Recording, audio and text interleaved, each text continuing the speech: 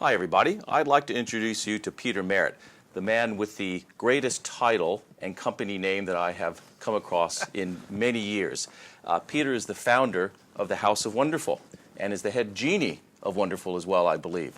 Peter's background is as the head of customer experience at JLL. He's also the chapter president of New South Wales of the Professional Speakers Association of Australia and has a deep career in luxury hotel management in the UK. Peter, welcome. Fabulous. Thank you, Charles. Absolutely delighted to introduce you to Charles Weiser, Head of Customer Experience for Optus Australia. And in fact, some may say that Charles's title may be redundant looking inside the organisation because Charles actually passionately believes that this is the title of every employee at Optus. But Charles also has an amazing background in banking, aviation and also mortgages. So absolutely delighted to have you with us. Excited to be Charles. here. So we've got some fascinating topics to share with everybody, with you today. And, 2017 was a big year for customer experience in Australia, and most notably Amazon entering the Australian market in December. What's your kind of views or your feelings on the whole evolution with Amazon that's coming through? It's very rare that a business that enters a market truly is a game changer, but Amazon will be one of those. It is already showing that if you invest in customer experience and you have long and patient capital, you can literally change the world. Amazon is obsessed with the customer experience. In fact, in Amazon, they have the customer empty chair. For every meeting, there's an empty chair, and that chair represents the customer. Make a decision on the customer's behalf in their absence. The other is they are obsessed with finding the least frictionless way to serve customers. They have spent billions over the years to get to a single click. Absolutely. They're going to be going to zero click. And what they want to do is be within arm's reach or within hour's reach, at least in the US, of every American. And something like 52% of American households have Amazon Prime. Right. And along with that, what's even more fascinating is 52% of all customers search Amazon first for brands. Google is 30%. Right. So they're actually finding ways to create an environment of trust based on that frictionless experience and create a brand and a overall sense of ways in which to purchase in an environment that they never thought possible before. Amazing. So lots of role model behaviour, particularly for other sectors and other industries to follow and aspire to, and really, setting the way in lots of areas for other organisations to. Absolutely right. And something I've often said is if you think a customer experience is expensive, try not doing one. And Amazon is the epitome of that, which is they are investing for a world-class customer experience, and they're winning the game as a result. And taking the courage to really test new boundaries as well with the whole evolution of their brand. Yes. Really looking not just at now, but what's coming next, but really being brave and courageous with trying something very different in lots of different ways as well. That's a very astute observation. Bezos has created an environment of risk first. We all talk about taking risks and fail fast. They demand it. That is their culture. They find ways in which they can serve the customer better, create a more emotive attachment in that experience. If it works, they double, triple, quadruple down. If it doesn't, they go, didn't work, on to the next thing. It's a tremendous role model, as you say, for learnings for all of us in any industry. So with Amazon, if we were just to condense it down into one final gem of a message for those of you, for those who are watching this right now, what would be the final little message that you would say with the Amazon example? The customer experience wins, full stop. So with Forrester's, the Australian Customer Experience Index 2017 revealed creating an emotionally positive experience for customers as the top influencer in customer experience strategy in 2018. Many things that we can learn from, particularly, I love the reference emotionally. which suggests so many things, particularly with customer experience, but many examples I think that are coming through with this emotionally positive experience example.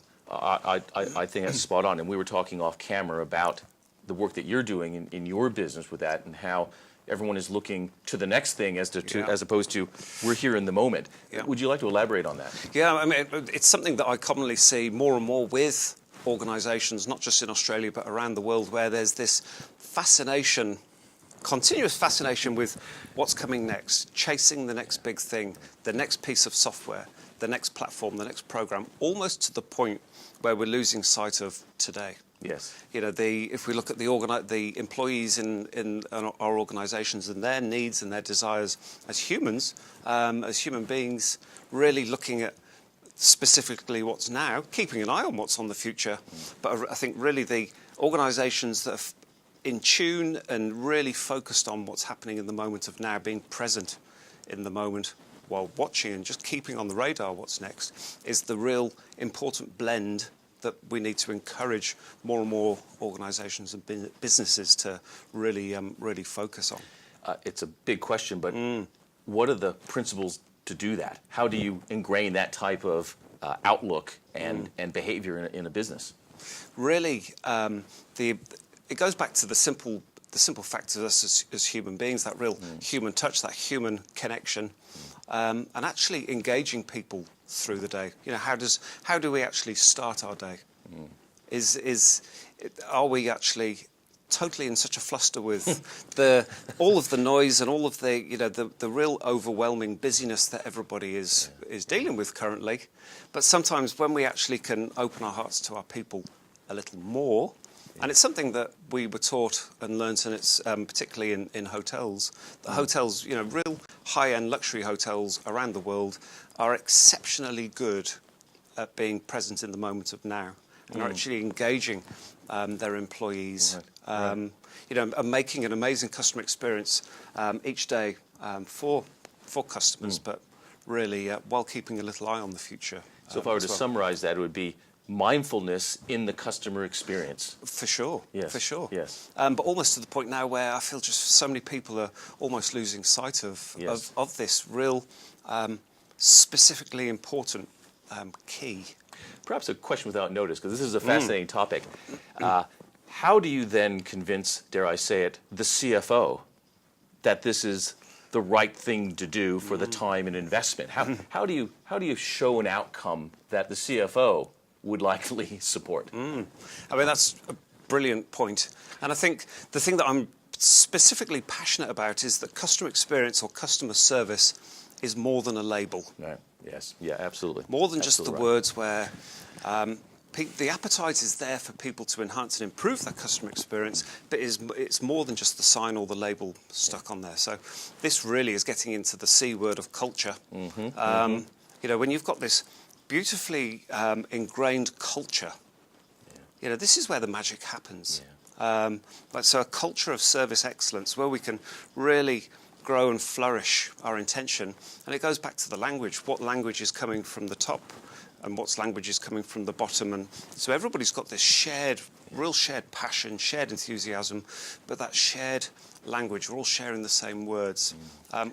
Customer service training isn't just the thing that we do in the boardroom, but it's the enthusiasm for training education is shared from the top down and side to side. So it's really inside this beautiful essence of culture.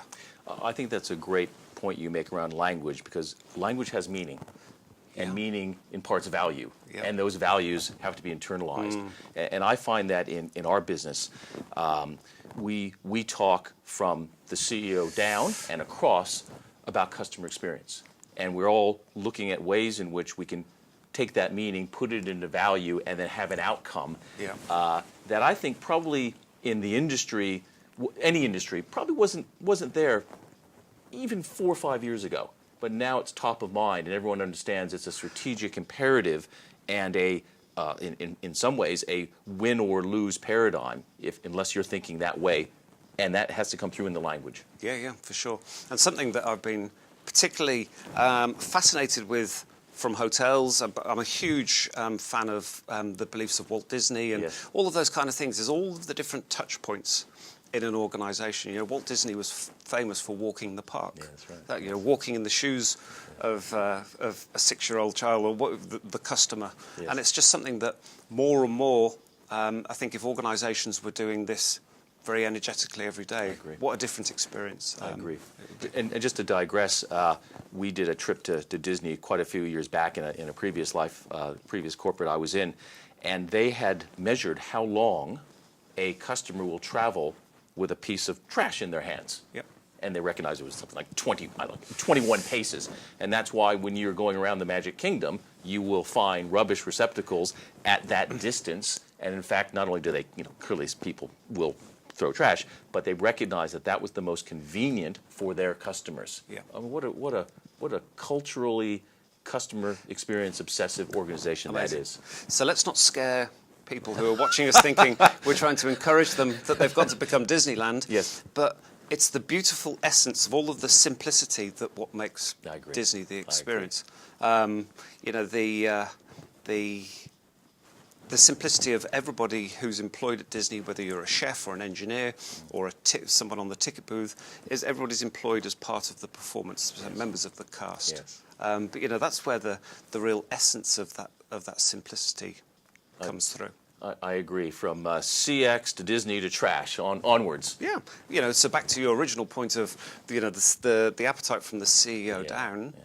This is the real essence of the focus that I think we need to be encouraging I agree. organisations I agree. of today. Great point. Thank you.